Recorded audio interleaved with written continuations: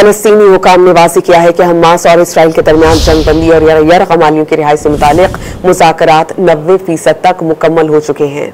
अरब media के मुताबिक मुज़ाकरात में गजा की जनूबी सरहद पर फिलाडेल्फिया कॉरिडोर में इजरायली फौज की मौजूदगी सबसे बड़ा तनाज़ा है।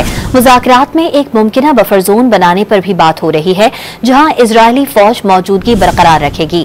दूसरी जानिब हमास ने वाज़ेह किया कि मुआहिदा इजरायल की जानिब से नई शराइत ना आयद करने पर मुमकिन होगा। फलस्तीनी हुकाम ने वाज़ेह किया है कि हमास और इसराइल के दरमियान जंगबंदी और यरगमालियों की रिहाई से मुतालिक मुज़ाकरात 90% तक मुकम्मल हो चुके हैं। अरब मीडिया के मुताबिक मुज़ाकरात में गजा की जनूबी सरहद पर फिलाडेल्फिया कॉरिडोर में इजरायली फौज की मौजूदगी सबसे बड़ा तनाज़ा है। मुज़ाकरात में एक मुमकिना बफर जोन बनाने पर भी बात हो रही है, जहां इजरायली फौज मौजूदगी बरकरार रखेगी। दूसरी जानिब हमास ने वाज़ेह किया कि मुआहिदा इजरायल की जानिब से नई शराइत ना आयद करने पर मुमकिन होगा।